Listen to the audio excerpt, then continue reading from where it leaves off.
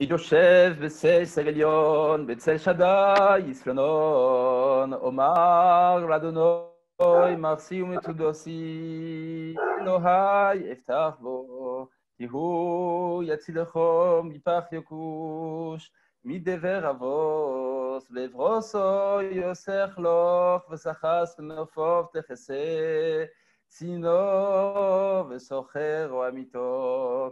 לא סירו מפחד, לא מחץ יעוף יומום, מדבר באופל יהלוך, מכתב יושוד צורואים. ייפול מצדכו אלף ורבובו מימינךו, אלךו לא יגוש. רק בעיניכו סביט, ושילומס ראשו אם תראה. כי עתו אדוני מרסי, עליון שמתו מעונךו, לא שאונה אליכו רואו, ונגע לו יקחר והולכו. כי מלוכו יצא ולוך, לשמורכו בכל דרכיכו, על כפיים ישאונכו, פן תיגוף בו אבן רגלךו, על שחל בו פסן תדרוך, תרמוס כפיר וסנין, כי בי חושק ואפל תהו, עשה גבהו כי יודע שמי, יקחוני ואענהו, עמו אנוכי וצורו, אכלצהו ואכבדהו, אורך יומים אשביעהו, והרהו בישועתי. תהילים 121. שיר למעלות, אשא עיניי אל ההורים, מאין יבוא עזרי, עזרי מעם אדוני, עושה שמיים וארץ. אל ייתן דמות רגלךו, אל ינום שומרכו, הנה לא ינום ולא יישון, שומר ישראל, אדוני שומרכו, אדוני צילךו על יד ימינךו. יומם השמש לא יככו, ויורח בלילה, אדוני ישמורכו מכל רע, ישמור את נפשךו, אדוני ישמור צאצאכו ובואכו, מהטוב ועד עולם. Nous allons passer au Teilim 130.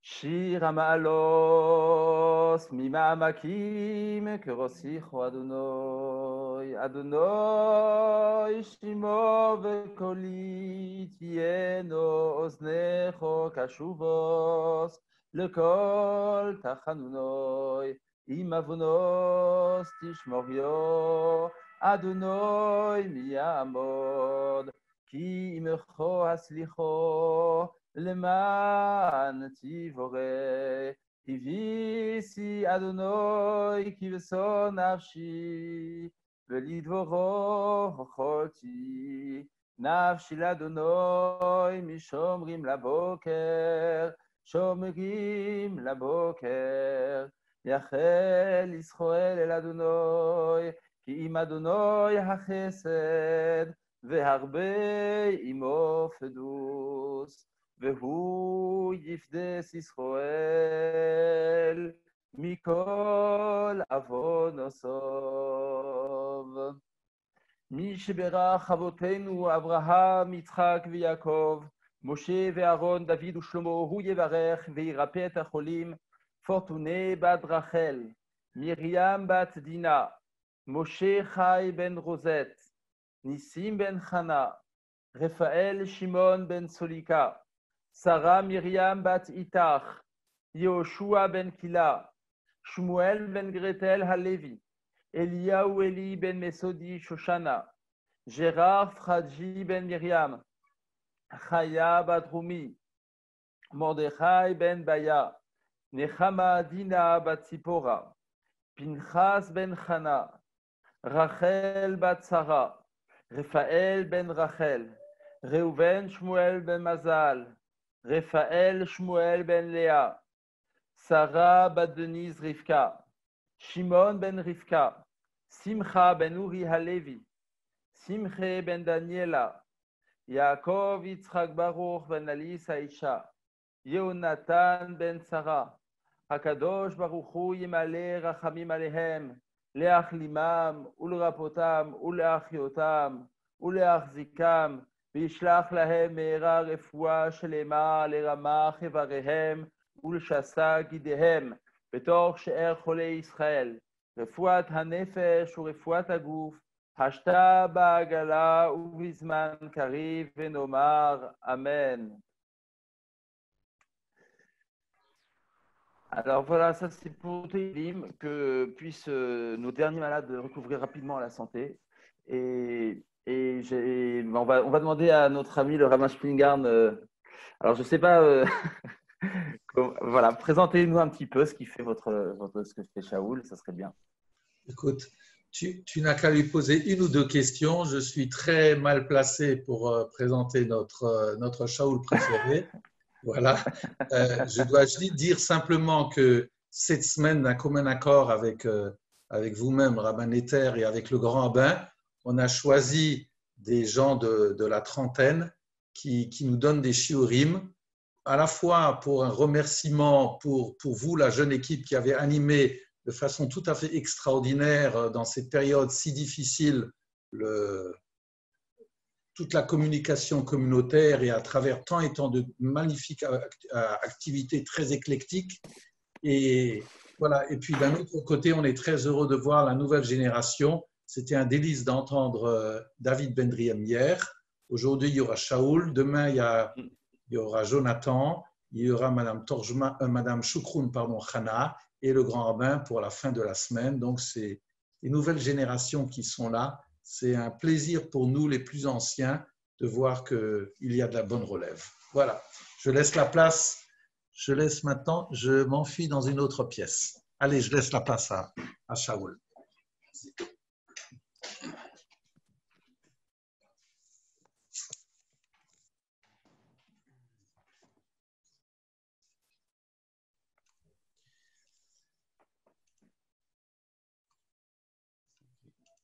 Shaoul, on t'écoute. Tu es en vedette, on t'écoute. On est prêt.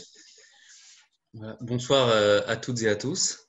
Et merci à mon père d'organiser tous les soirs et au rabbin Neter cette chaîne de Teilim et les Shiurim. Et merci de m'avoir convié pour ce soir.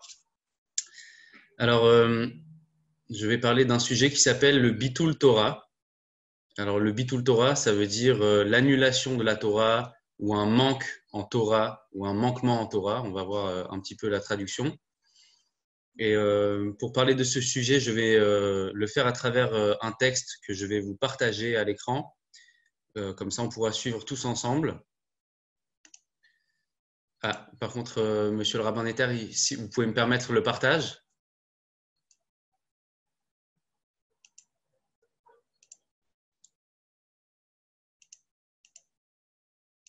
Vous devez aller dans sécurité et mettre autoriser le partage.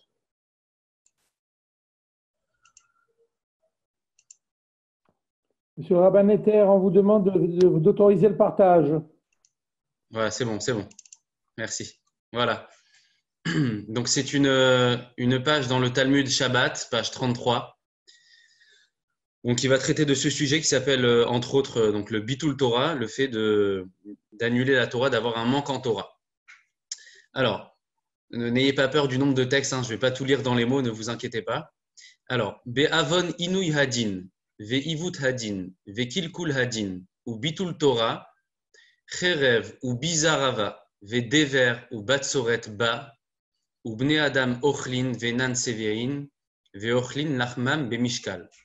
Alors, lorsqu'il y a une faute concernant le inui hadin, Alors, je vais traduire ce passage de la Gemara en m'aidant de Rashi, c'est-à-dire lorsque des juges, des Dayanim, ce sont des juges, lorsque les juges ont déjà choisi la sentence pour un accusé et ils ne l'accomplissent pas, c'est-à-dire ils laissent patienter, ils laissent passer le temps d'appliquer la sentence, c'est une faute grave des juges.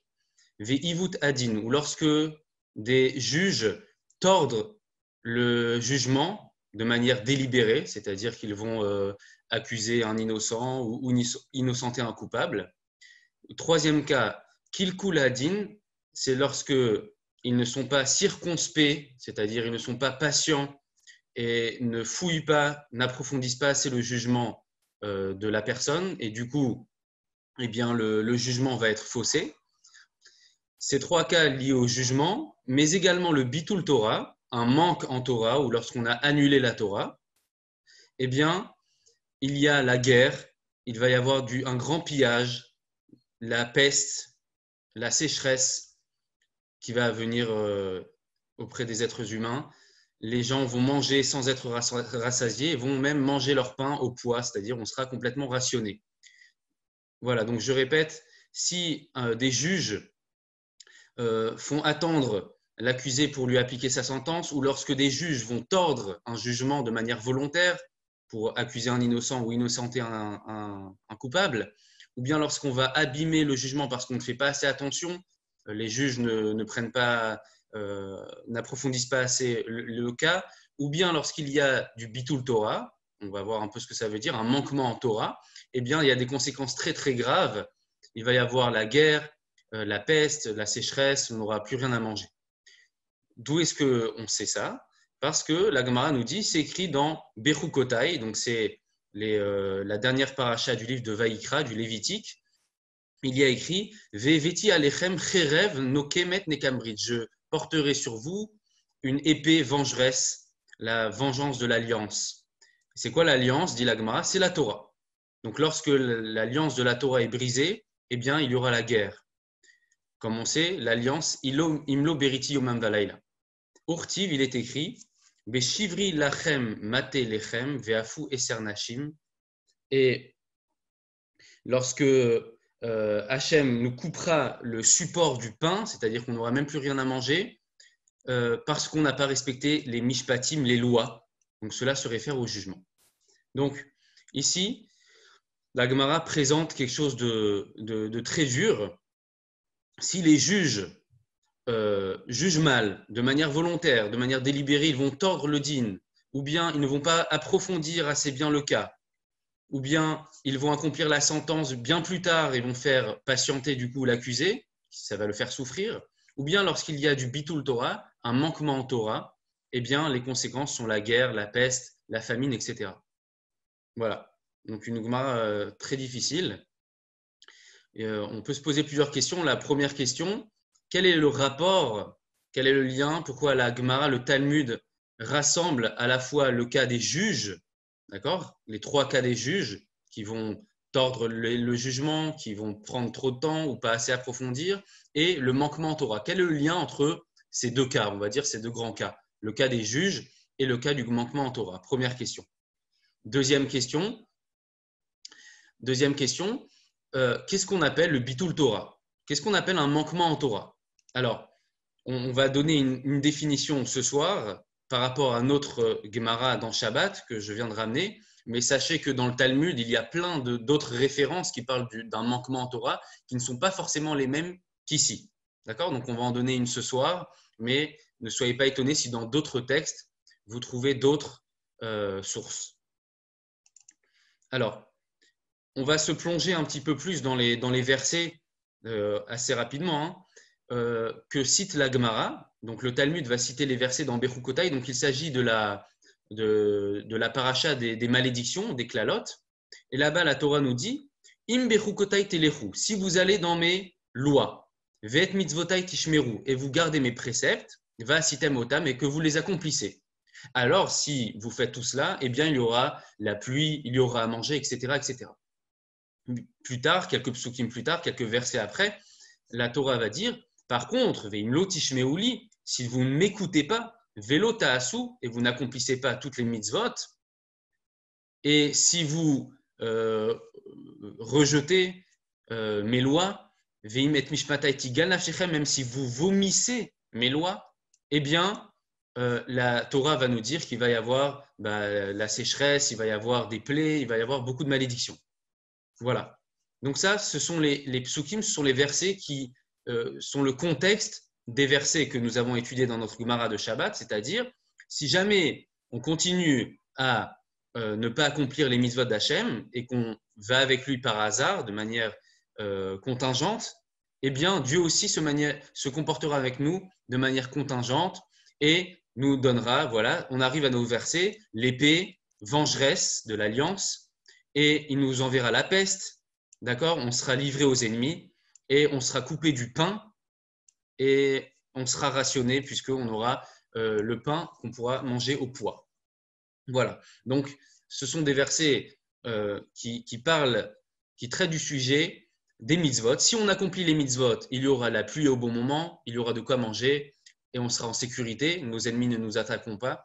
Mais par contre, si nous n'accomplissons pas les mitzvot, eh bien, il y aura tout l'inverse des malédictions.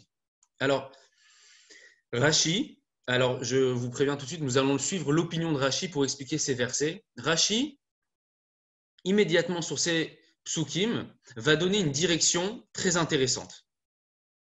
Il ne va pas traduire forcément l'accomplissement des mitzvot au sens propre, mais va nous dire qu'est-ce que c'est aller dans les préceptes d'Hachem. C'est Shetiyu Amelim Batora. Qu'est-ce que ça veut dire accomplir les mitzvot d'Hachem d'après Rashi ici? Shetiyu Amelim Batora. Amelim, ça veut dire faire des efforts, fournir un travail. D'accord? Donc, Rashi dit tout de suite, il ne s'agit pas que exclusivement de l'accomplissement des mitzvot, des préceptes, mais il y a un travail à fournir dans la Torah. Il y a un effort à fournir.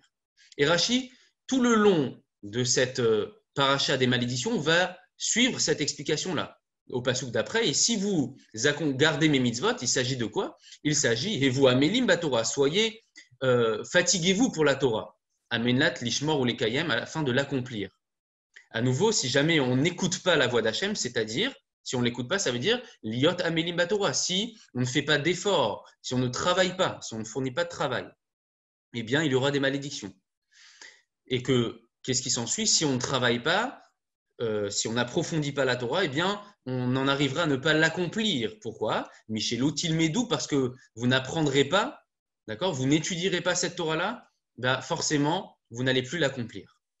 Voilà, donc Rashi, il a vraiment une lecture, pour le moment, nouvelle, c'est-à-dire qu'il ne s'agit pas de l'accomplissement des mitzvot brutes, d'accord? De faire ou de ne pas faire, il s'agit de se fatiguer pour les accomplir, pour les comprendre.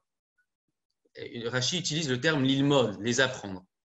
Plus loin, il va dire pareil, si jamais vous vomissez mes lois, qu'est-ce que ça veut dire vomir mes lois? Sonner à chachamim, c'est-à-dire détester les sages. D'accord? Détester les sages, c'est-à-dire détester ceux qui ont la parole de la Torah, ceux qui étudient la Torah de manière très très approfondie. Voilà. Donc, Rashi, donc on va suivre son opinion ici. Qu'est-ce que ça veut dire pour lui accomplir les mitzvot, les préceptes, les lois? Il ne s'agit pas que, il s'agit de cela aussi, mais pas que. Il ne s'agit pas uniquement d'accomplir, de faire les mitzvot au sens simple, au sens premier, mais il s'agit également de fournir des efforts là-dedans, d'accord? De travailler, de comprendre, d'être l'omède, d'apprendre ce que veut de nous la Torah. Voilà la lecture de Rashi. Alors, lorsque on lit au départ ce Rashi, et moi c'est comme ça que je l'ai lu au départ, eh bien, la Torah, elle place la barre très très haute. C'est-à-dire, on a l'impression qu'on parle, et c'est vrai également, on parle des gens de Torah, des gens qui peuvent étudier de manière quotidienne, mais de manière quantitative très grande, qui peuvent approfondir, qui ont les capacités pour ça. Et la Torah nous dit, il faut vraiment faire beaucoup d'efforts. Il faut s'efforcer à étudier la Torah, beaucoup, beaucoup. On a l'impression que la Torah a une visée très, très grande dans ces psukim parce qu'on voit que les conséquences sont extrêmement graves. Parce que si on ne met pas toutes nos forces dans la Torah, eh bien, ça va être la guerre, ça va être la famine, etc., etc.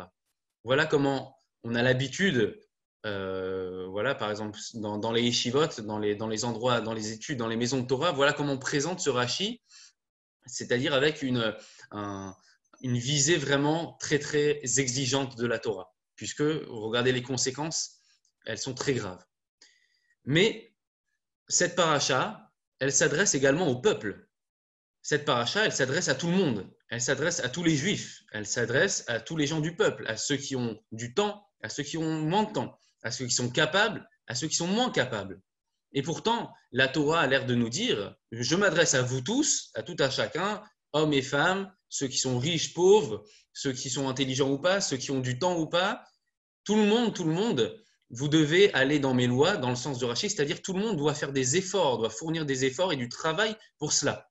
Donc, cette paracha s'adresse également au peuple, à chacun d'entre nous. Comment est-ce qu'on peut comprendre, comment on pourrait traduire à l'échelle du peuple un effort, un travail qui n'est pas le même, par exemple, d'un Talmid Racham, d'un sage en Torah ou d'un Rav. Voilà. Comment est-ce qu'on pourrait le retraduire pour nous? Alors, on peut avancer, et c'est un sujet que j'ai étudié avec un ami cette semaine, on peut avancer que le bitul Torah, annuler la Torah ou avoir un manquement en Torah à l'échelle du peuple, qu'est-ce que ça veut dire? Ça veut dire couper le lien totalement. C'est-à-dire, qu'est-ce que ça veut dire fournir un effort pour un homme du peuple, pour un juif normal? Qu'est-ce que ça veut dire fournir un travail?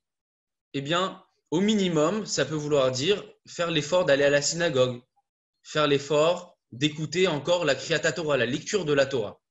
C'est déjà fournir un effort. Ou bien fixer des moments d'étude dans sa journée, le matin et le soir. C'est déjà, au minimum, c'est déjà faire un effort. Ce que Rashi appelle le Hamal à Torah, fournir un travail, une exigence dans la Torah, eh bien, au minimum à l'échelle du peuple, c'est ça. C'est se rendre à la synagogue, c'est écouter la Torah, écouter un cours un petit peu dans sa journée. Voilà comment on pourrait traduire à l'échelle du peuple, d'accord, ce travail-là à fournir. Voilà. Pourquoi est-ce que les conséquences, elles sont tellement importantes, tellement graves si jamais ce travail-là n'est pas fourni au minimum par le peuple, par nous, par chacun d'entre nous? Eh bien, parce que si jamais on n'a plus de lien du tout avec la Torah, avec l'étude, avec se rendre à la synagogue, écouter une parole de Torah, eh bien, il va y avoir un clivage total entre les hommes de Torah et le reste du peuple. Si on se détache complètement de l'enseignement de la Torah, d'accord, ou même pas forcément de l'enseignement, mais d'un lien quelconque avec la Torah, eh bien, il va y avoir une dichotomie totale entre les Talmidei Chachamim, les sages, d'accord, et les autres.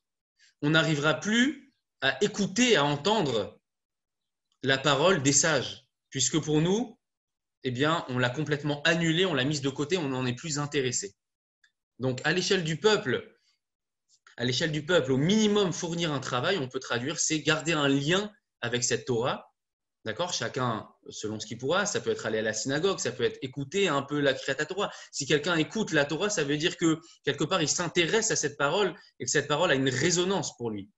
Et donc, il pourra écouter la parole d'un rav, la parole d'un sage, de quelqu'un qui approfondit plus les textes que lui.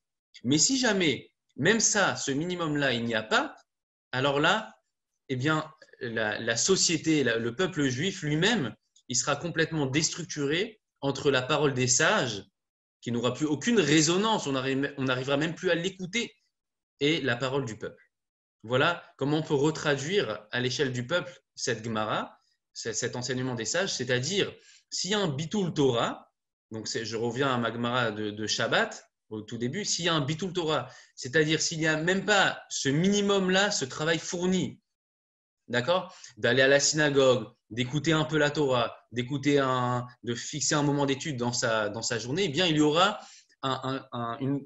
presque une opposition carrément entre les paroles des sages qu'on arriverait même à entendre, qui ne sont plus audibles, puisque cette Torah ne résonnera plus en nous.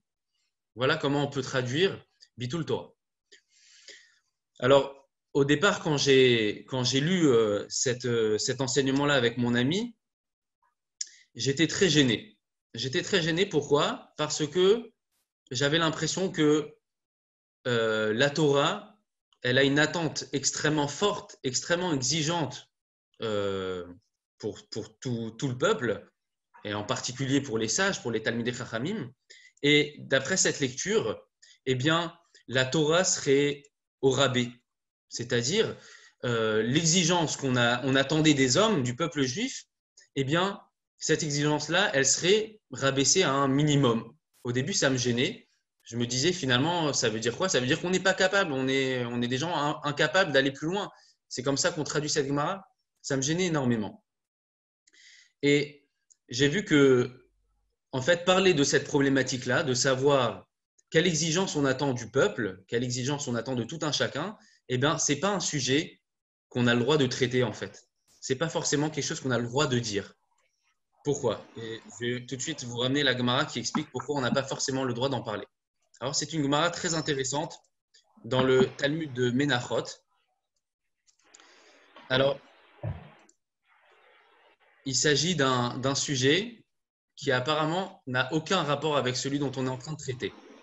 Alors, juste, Monsieur Netter, est-ce que c'est possible de mettre en muet la famille Spingarn, s'il vous plaît? Alors, merci. Alors, il s'agit d'une page du Talmud qui parle du pain de proposition. Vous savez qu'il y avait au temple une table, d'accord, sur laquelle il y avait une table en or, sur laquelle il y avait 12 pains de proposition. Et tous les Shabbats, tous les samedis, on enlevait ce pain de proposition et on en mettait un autre à la place. Et il y avait toute une procédure afin de remplacer ce pain. Alors, la Mishnah nous dit la chose suivante. La Mishnah nous dit Shne shulchanot hayu ba'olam. Il y avait 2 tables dans la salle, près du Echal. Il y avait une table qui était en marbre et une table qui était en or. D'accord? Sur la table en marbre, on posait le pain à l'entrée et sur la table en or, on posait le pain qu'on allait sortir. Pourquoi? Parce que, étant donné que le pain, on va l'enlever d'une table en or, on le pose sur une autre table en or pour ne pas rabaisser sa sainteté. Voilà. Je vous passe la suite de la Mishnah. Ce qui m'intéresse, c'est la suite. Les Kohanim, regardez bien cette phrase. Elu moshrin ve'elu manichin ve'tifro shelze keneget tifro shelze. La Mishnah nous dit que au moment où le premier groupe des prêtres, des Kohanim, enlevait les pains de proposition qui étaient là, au même moment, c'est-à-dire lorsqu'on enlève une partie du pain, immédiatement, on mettait les autres pains de proposition de la nouvelle semaine. Pourquoi? Parce qu'il y a un passage qui dit que le pain doit être lefanaï tamid. Hachem dit, le pain doit être devant moi perpétuellement. C'est-à-dire, il ne doit pas y avoir une seconde sans pain sur la table. C'est pour ça qu'au moment où les prêtres enlèvent les pains qui sont là, tout de suite, il faut mettre les autres. Il ne doit pas y avoir une seconde avec une table sans pain. Ça, c'est l'opinion du Tanakama, c'est-à-dire du premier auteur de la Mishnah. Rabbi Yossi Omer, Rabbi Yossi n'est pas d'accord. Lui, il dit Afilu elu notnim velu manichin, afi aitatamid. Rabbi Yossi dit la chose suivante. Il dit c'est pas grave, même si au moment où les prêtres, le premier groupe de prêtres enlèvent le pain et que pendant 1 heure, 2 heures, 3 heures, la table est vide, sans pain, c'est pas grave. Pourquoi? Ça s'appelle quand même que le pain est là de manière perpétuelle, même si pendant quelques heures, le pain ne se trouve pas sur la table. La Gemara, là-dessus, va expliquer pourquoi est-ce que ce n'est pas grave qu'il n'y ait pas de pain de manière perpétuelle. La Gemara dit la chose suivante. Tanya, c'est un enseignement de Rabbi aussi. A filou silek et aeshana shacharit. Même si on a enlevé le pain précédent le matin. Vesider et achadasha arvit. Et qu'on a mis l'autre le soir. Alors le soir, c'est pas exactement le soir, c'est l'après-midi. En bekar klum, ce n'est pas grave. C'est pas grave. Ah, la Gemara dit, l'enseignement de Rabbi Odé dit, mais et la mani mekayem les fanaïtamine. Mais comment est-ce que je vais pouvoir rendre compte du pasouk qu'il faut que le pain soit là de manière perpétuelle? Comment est-ce possible? La Rabbi Odé dit, chez lo yalin shulchan belo lechem. Alors en fait, le principe pour Rabbi aussi, c'est qu'il ne faut pas une nuit sans pain. C'est pas grave s'il y a quelques heures qui passent dans la journée où il n'y a pas de pain de proposition sur la table. L'important, c'est qu'il n'y ait pas une nuit sans pain. Voilà. Donc là, le sujet, c'était le Mishkan, le Beth Amikdash. Avons-nous besoin d'avoir du pain tout le temps, à chaque seconde sur la table ou pas? D'après le premier auteur, oui. Il doit être là de manière perpétuelle, ce pain. Pas une seconde, la table ne pouvait être sans pain. D'après Rabbi aussi, c'est pas grave. Il peut y avoir quelques heures, même sans pain. Alors regardez maintenant la suite de la Gemara. Rabbi Ami va tirer un enseignement incroyable de notre Gemara. Amar Rabbi Ami. A priori, on parle que de nourriture, mais lui, Rabbi Ami va étendre cela au Limud Torah, à l'étude de la Torah. Midvarav shel Rabbi aussi, d'après les propos de Rabbi aussi, Nilmod, on apprend. Afilu loshana Adam et la perek echad shacharit ou perek echad arvit kiyem mitzvat lo yamush sefer haTorah azemipicha. On apprend de cela. On apprend de Rabbi aussi. Je vous rappelle que Rabbi aussi dit que s'il n'y a pas de pain sur la table pendant quelques heures, c'est pas grave. Et bien de là, on apprend que un juif, si il étudie un peu le matin et un peu le soir, il a accompli le commandement suivant. La Torah ne bougera pas de ta bouche. Incroyable. Ça veut dire on est passé d'un sujet du pain au Mishkan, au Beth Amikdash, qui est un rituel au Mishkan, à quelque chose dans notre quotidien. De la même manière que pour Rabbi aussi, la table pouvait être sans pain quelques heures, ça veut dire que ça suffit s'il y a du pain le matin et le soir et l'après-midi. Eh bien, pour un juif, si on étudie un peu le matin et un peu le soir, ça suffit. Ça suffit. Pour l'instant, on va le traduire comme ça. On a accompli le commandement. Le livre de la Torah ne bougera pas de ta bouche. Rabbi Yochanan va même plus loin. Il va dire que si une personne a à peine lu le schéma le soir et le matin, elle a également accompli le commandement de lo yamush, que le livre de la Torah ne bougera pas de toi. Voilà. Donc, on est passé d'un rituel au temple à une lecture, enfin un enseignement quotidien. Une personne qui étudierait, qui fixerait un moment le matin et le soir, elle a accompli le commandement, le Sefer Torah ne bougera pas de ta bouche. Voilà. Mais attention, je n'ai pas terminé la Gemara, c'est la dernière phrase. La Gemara dit, cette chose-là, Assour le omro bifnei ha'maaret, c'est interdit de la dire. On n'a pas le droit de le dire aux gens. On n'a pas le droit de le dire. Ah, mais je vois Rava qui dit, ah, pas du tout, au contraire, il faut le dire. C'est un ordre, c'est une mitzvah de le dire. Donc on a une discussion, est-ce qu'on a le droit de parler de notre sujet en fait? Là, ce dont on est en train de parler là maintenant, eh bien, c'est une discussion dans la Gemara. Est-ce qu'on a le droit a-t-on le droit d'en parler ou pas? D'après le premier auteur, on n'a pas le droit de dire ça. J'ai pas le droit de dire, bah c'est bon, ça suffit, tu peux fixer un moment le matin, un moment le soir, c'est bon, tu as accompli ta mitzvah d'étude de la Torah. Le premier auteur, il dit, mais ça c'est interdit de le dire. Pourquoi c'est interdit? Bah parce que les gens, ils vont se reposer sur leur laurier. Ils vont se dire, bah c'est bon, j'ai étudié un petit peu ce matin, j'ai étudié un petit peu cet après-midi, bah ça suffit, c'est bon, j'ai terminé. Super, la Torah, elle me dit que j'ai accompli l'enseignement, la Torah ne bougera pas de ta bouche. Super, génial, je peux faire autre chose de ma journée. C'est pour ça que le premier auteur, il nous dit interdit de le dire aux gens. Surtout pas le révéler. Par contre, Rava, il nous dit, mais pas du tout, au contraire, il faut le dire, c'est une mitzvah de le dire. Pourquoi c'est une mitzvah? Ben parce que une personne, elle va se dire, mais si déjà j'étudie un petit peu le matin et le soir, si déjà je lis un peu le schéma le matin et le soir, eh bien la Torah me promet des récompenses, que ma vie va être réussie, mais alors c'est sûr que je dois étudier beaucoup plus, il faut que je fournisse encore plus d'efforts. Voilà, donc on a ici une discussion extrêmement intéressante de savoir est-ce qu'on a le droit de dire aux gens, voilà, ça peut être même un élève en classe, est-ce qu'on a le droit de lui dire bah, c'est bien ce que tu as fait déjà, d'étudier un peu le matin et le soir. Est-ce qu'on a le droit de le dire ça ou pas?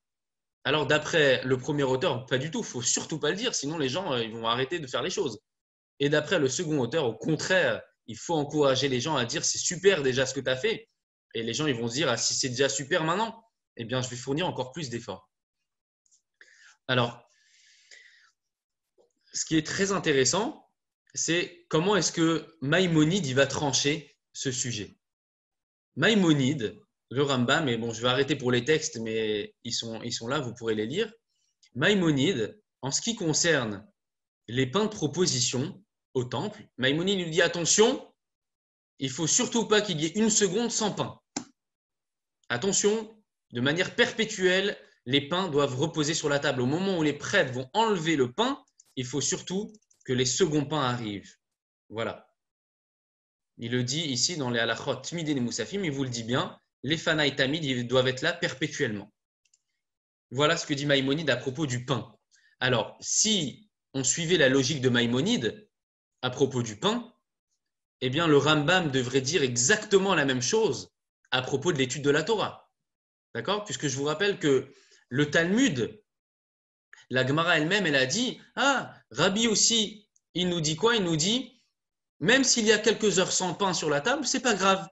C'est pas grave, ça s'appelle quand même de manière perpétuelle, s'il y a un peu le matin, un peu le soir. » Alors, si on applique cela à l'étude de la Torah au quotidien, ça voudrait dire, d'après Maïmonide, alors excusez-moi, je reprends.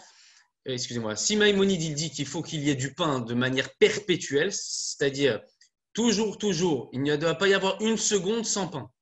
Alors on s'attendrait à ce que pour l'étude de la Torah, ce soit exactement la même chose.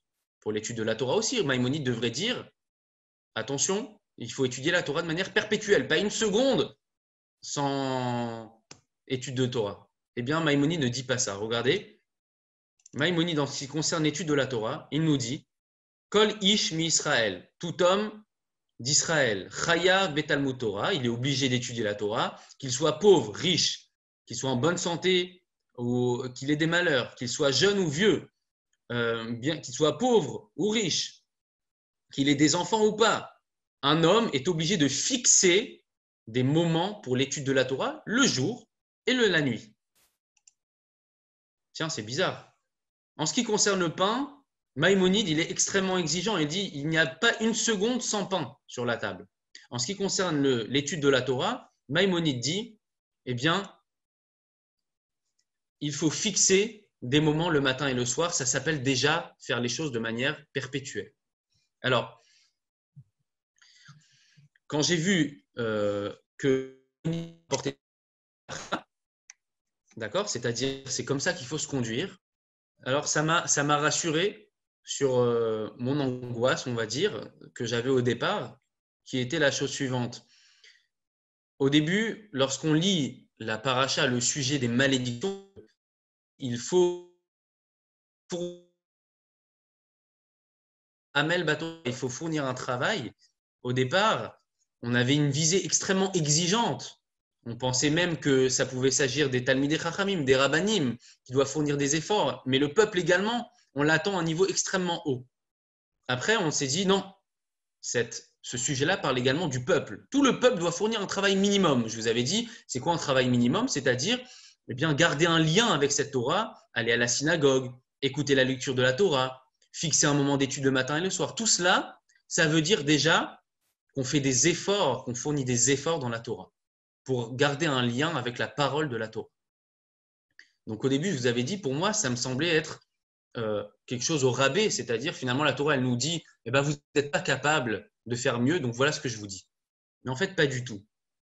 Maïmonide, il dit, Chayav, un homme, il est obligé tous les jours, le matin et le soir, de fixer un moment d'étude. C'est une obligation, c'est pas du tout au rabais, c'est très exigeant aussi. Fournir un effort d'aller à la synagogue, fournir l'effort d'écouter encore la lecture de la Torah, fournir un effort d'étudier un petit peu le matin et l'après-midi, c'est énorme. C'est énorme, c'est une grande exigence également. Et de cette manière-là, la Torah, elle garde toujours une résonance pour nous.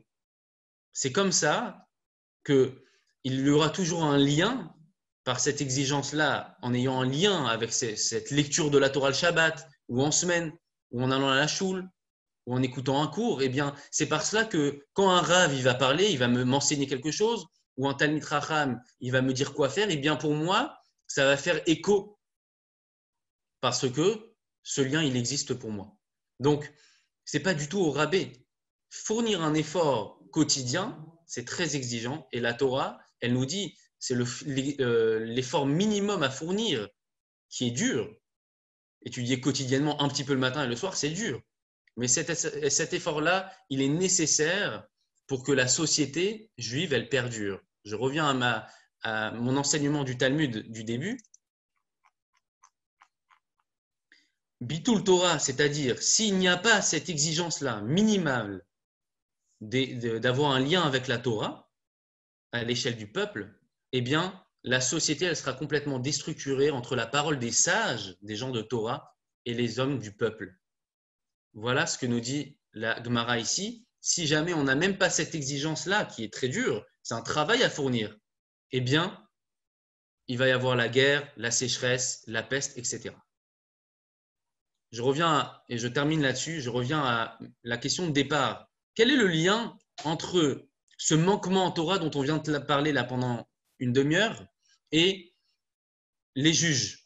On avait dit que si un juge tarde à appliquer la sentence qu'il avait choisie pour une personne, ou bien si un juge tord le din, le jugement, c'est-à-dire il accuse un innocent ou innocente un coupable, ou bien si un juge n'approfondit pas assez le jugement et que du coup le jugement est faussé, eh bien les mêmes conséquences vont s'appliquer. Il va y avoir la guerre, la famine, la sécheresse, les mêmes conséquences que ce manquement en Torah. Quel est le lien entre les deux? Eh bien, le lien, il est simple. C'est que le juge dans la Torah, le Dayan, c'est celui aussi qui va accomplir, c'est celui qui va étudier et qui va être l'autorité, si vous voulez, du peuple. Eh bien, si cette autorité-là, elle tord complètement les choses, elle tord sa compréhension de la Torah, elle ment, elle fausse le jugement, eh bien, la société elle-même, elle va être complètement déstructurée. On ne pourra plus faire confiance aux juges. D'accord? Ces juges-là sont les représentants, finalement, du jugement divin, puisqu'il n'y a rien au-dessus d'eux. C'est les juges qui vont dire « tu es innocent, on te met à mort ou pas, tu dois de l'argent ou pas ». Il n'y a que ces juges-là qui sont l'autorité, finalement, suprême pour nous. Eh bien, si eux, ils tordent les choses, eh bien, la société, elle va complètement être déstructurée puisqu'on ne fera plus confiance à notre autorité et ça va amener à des catastrophes, à la guerre, à la sécheresse, etc., etc. Et donc, c'est intéressant de voir que finalement, cet enseignement du Talmud, il parle d'un côté des gens plus haut placés dans la société, les juges, les dayanim, c'est eux qui finalement sont les représentants entre guillemets du jugement divin. Il n'y a personne au-dessus d'eux. C'est eux qui vont rendre les sentences. On parle à la fois donc des plus hauts placés, mais on parle à la fois dans le Bitul Torah du peuple. Si ces deux castes-là, les gens très haut placés, tordent les choses et les gens du peuple comme nous, on ne fournit pas assez d'efforts pour garder un lien avec la Torah, eh bien les conséquences sont les mêmes. Et le peuple et les représentants du peuple, si vous voulez, les juges, doivent avoir une exigence extrêmement forte en ce qui concerne l'étude de la Torah et les jugements. Voilà, j'espère que c'était clair. Voilà, et ceux qui veulent les textes, je pourrais vous les envoyer avec grand plaisir. Merci beaucoup, Shaoul. Merci à toi. Merci beaucoup. Razak, Shaoul. Merci beaucoup. Bravo. Ouais. Merci, Shaoul. Razak. Avec plaisir. Bonne soirée. Bonne soirée. Voilà, à très bientôt. À demain. Allez, au revoir. Au revoir.